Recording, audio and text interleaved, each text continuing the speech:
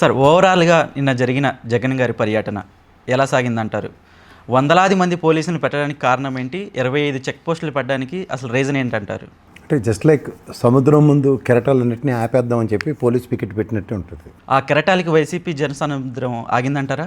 ఆగదు కదా, సముద్రం కెరటాలు ఆపగలరు ఎవరన్నా? అలాగే ప్రజాస్వామ్యంలో ప్రజానాయకుడికి, ప్రజలు ఆవిష్కరించుకున్న నాయకుడికి ప్రజల వెల్లువ, ప్రజా కెరటాలని ఎవరు ఆపలేరు. ఓకే, నియంత్రించబడతారన్న ప్రక్రియకి నిన్నటితో తిలోదకాలు ఇచ్చేసి ఉంటారు కూడా. ఓకే, నాకు తెలిసి ఇంటెలిజెన్స్ చెప్పేసి ఉంటుంది, ఇంకా అనవసరం సార్ మనం ఆయన్ని నియంత్రించాను చేత. చంద్రబాబు గారు కూడా జస్ట్ లీవ్ ఇట్ అన్నట్టుగానే ఉన్నారు.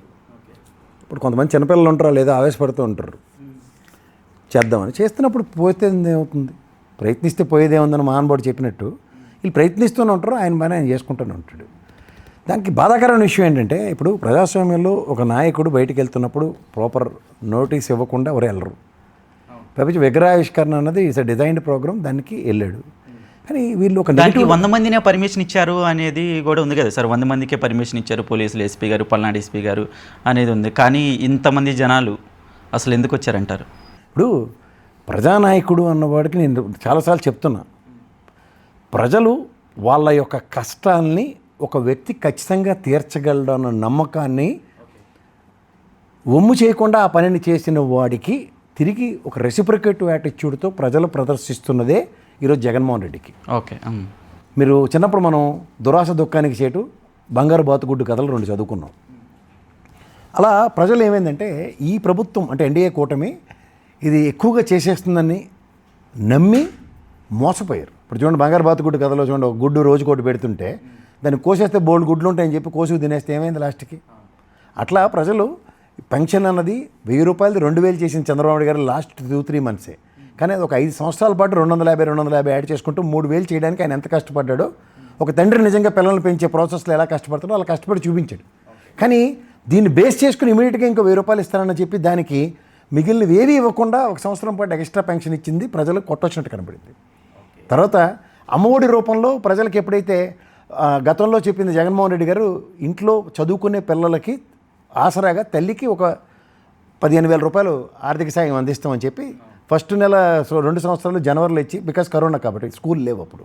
తర్వాత నుంచి బాత్రూములు కట్టి బ్రహ్మాండమైన నాడు నేడు స్కూల్ చేసిన దానికి మెయింటెనెన్స్లు 1000-2000 తీసుకున్న దగ్గర నెక్స్ట్ ఆ మొనాటమీని బ్రేక్ చేస్తూ ఆ సంవత్సరం పాటు అమ్మఒడే ఇవ్వకుండా ఇప్పుడు బడ్జెట్ ఏమో 8,100 కోట్లకే కేటాయించి 13,130 కోట్లు కావాల్సిన దగ్గర 5,000 కోట్లు ఎక్కడి నుంచి గ్యాప్ ఫిల్ చేస్తారు. పైపచ్చి లాస్ట్ ఇయర్ 1 ఇయర్ బ్యాక్లాగ్ 13,130 కంటే 26,220 కోట్లు కావాలా?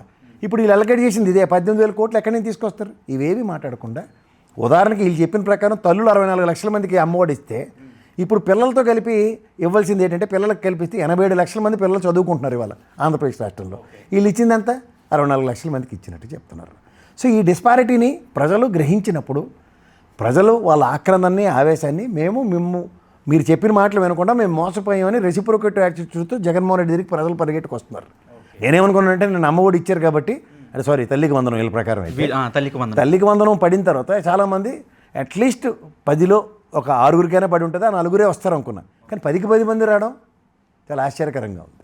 సో ఇది ఎప్పుడైతే ప్రభుత్వం పట్ల, ఇప్పుడు చూడండి తుఫాను హెచ్చరికలు ఉంటాయి, ఏం చెప్తుంది? అల్పపీడనం సంభవించవచ్చు, అల్పపీడనం ముదురుతోంది, అల్పపీడనం తీవ్రత, అల్పపీడనం ముందు వర్షాలు పడతాయి, ఇవన్నీ ఇండికేషన్స్ వచ్చి లాస్ట్కి అల్పపీడనం బలపడింది, తీవ్ర వర్షాలు. ఇదిలాగా మొదటి సంవత్సరం ప్రభుత్వ వ్యతిరేకతని ఒడిచిపెట్టింది, ఇది అల్పపీడనంలాగా స్టార్ట్ అయింది, ఇది నెక్స్ట్ ఇయర్కి క్యారీ అవుతుంది.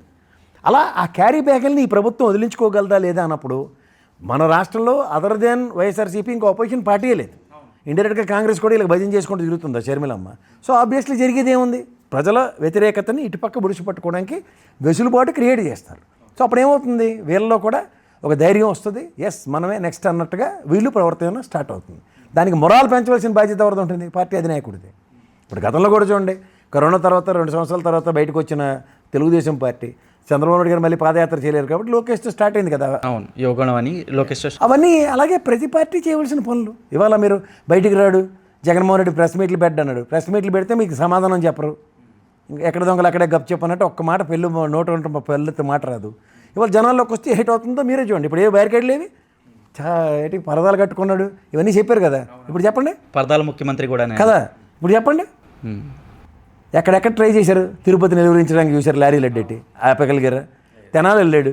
మీరేవో చెప్పారు కథలు, అసాంఘిక శక్తుల్ని ఎంటర్టైన్ చేస్తున్నాడు జగన్మోహన్ రెడ్డిని. కానీ జాతీయ మానవ హక్కుల కమిషన్ వచ్చింది, ఎస్సీ ఎస్టీ కమిషన్ వచ్చి ఇంత గడ్డెట్టి వెళ్ళింది కదా, చట్టాన్ని మీ చేతుల్లో తీసుకుని ఇలా చేయొచ్చా అని. సో ఇవన్నీ పరిణామాలు చూస్తుంటే రాపుతాడు. మీరు పోలీస్ ప్రొటెక్షన్ ఎక్కడ ఇవ్వాలి? ఆయనకి ఇవ్వకుండా హైవేల్లో దిగ్బంధనం చేసుకుంటూ కూర్చుంటే ఏమైంది? హెలికాప్టర్ మీద దాకా లీడ్ అయింది. తర్వాత పొగిల్లు ఏమైంది? ఏ రైతులు, మిర్చి యార్డ్ రైతుల తీవ్రతని, పొగాకు రైతుల తీవ్రతని, విద్యుత్ సమస్యలు ఇట్లన్నిటితో ప్రజల్లోకి వస్తున్నప్పుడు ప్రజా ప్రతిస్పందన చూస్తుంటే ప్రభుత్వం సక్సెస్ అనాలా, నెగిటివ్ అనాలా? సో ఈ నెగిటివ్ని అపోజిషన్ పార్టీగా ప్రజలకి ఇంకొకసారి శాతవాణి టైప్లో చెప్పుకుని వస్తున్నాడు. అదే ఇది సక్సెస్ ఫెయిల్యూర్ అన్నది కాదు. సముద్ర కెరటాలని, స్ప్రింగ్ని అదిం పట్టితే ఏమవుతుంది? ఆపగలం సముద్ర కెరటాలని, లేకపోతే సూర్యుడి కాంతిని ఇలా చేపెట్టి అడ్డు పెట్టాను. అలా ఆ భ్రమల్లో ఉంటే ఆ భ్రమలు భ్రమలుగానే ఉంటాయి. ఆ భ్రమలు అనే పొరలు ఎవరికి వేయాలి? ఎవరు ఆ భ్రమలు క్రియేట్ చేసుకున్నారో వాళ్ళకి.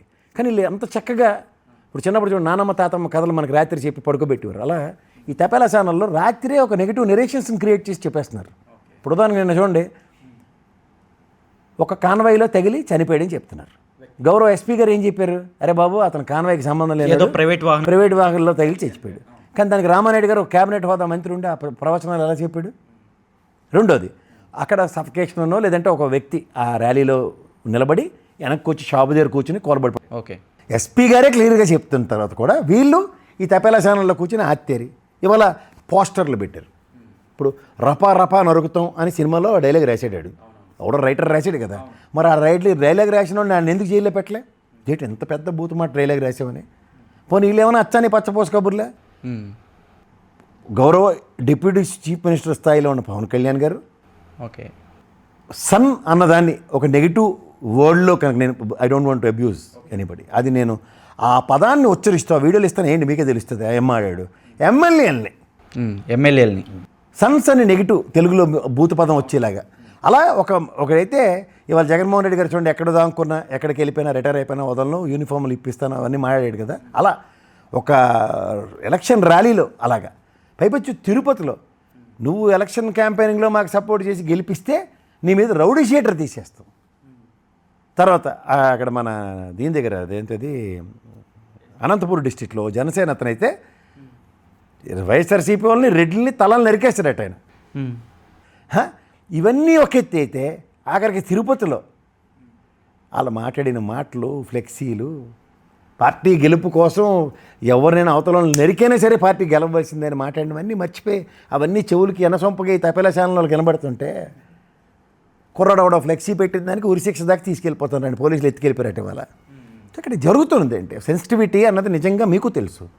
ప్రజలు స్వచ్ఛందంగా తరలొచ్చి పొలాల గట్ల పడ్డగా బైకులు వేసుకుని పొలాల్లోంచి పోతున్నారు, చూసి ఉంటారు వీడియోలు మీరు. ఏ పోలీసులు నియంత్రించగలరు? పాపం ఆ వ్యవస్థని అనవసరంగా ఇబ్బంది పెడుతున్నాం మనం, పోలీసు వ్యవస్థని. 2,70,000 మంది ప్రజలకు ఒక కానిస్టేబుల్ లేకపోతే పోలీస్ డిపార్ట్మెంట్లో పనిచేస్తున్న వాళ్ళు ఒకళ్ళు ఉంటారు. వాళ్ళు ఏంటంటే అసాంఘిక కార్యకలాపాలు నిర్వర్తిస్తున్న వాళ్ళని, సమాజానికి హితంగా లేని వాళ్ళని నియంత్రించడానికి ఉన్న వ్యవస్థని మొత్తం అన్నిటి మీద ప్రయోగిస్తామంటే ఎవరు సాధించారు? ఏమైనా ఆపగలిగారా? 82 కిలోమీటర్ల కాన్వాయ్ 10 గంటల పైచీలకి వెళ్ళింది, అదే రోప్ పార్టీలు పెట్టి. సో వీళ్ళు దీనికి ఏదైతే టీడీపీ అనుకూల మీడియా ఉందో వాళ్ళు ఏమంటున్నారంటే 82 కిలోమీటర్లు 10 గంటలు వెళ్ళడానికి కారణం అక్కడ జనాలు రాలేదు, జనాలు పోగు చేయడానికి జగన్ లేట్గా వెళ్ళాడు అనేది టీడీపీ అనుకూల మీడియా. సిద్ధం సభలకు కూడా గ్రీన్ మ్యాట్లు అన్నారు కదండి, వాళ్ళకి పొరలుగా అమ్మేసి ఉన్నాయి సార్. దానికి తోడు కోతి కొబ్బరికాయ దొరికినట్టు 164 స్థానాలు వచ్చి ఉన్నాయి.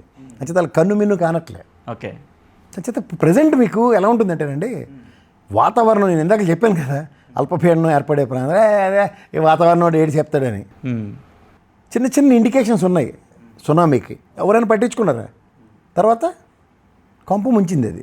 అట్లాగే ఉంటుంది. ఇప్పటికేం తెలీదు, 4 ఏళ్ళు వాళ్ళకి టైం ఉంది. 4 ఏళ్ళు ఏదో అన్న దగ్గర ఈ ఫస్ట్ ఇయర్ క్యారీ బ్యాగ్ ఎలా మోస్తారన్నది చాలా ఇంపార్టెంట్.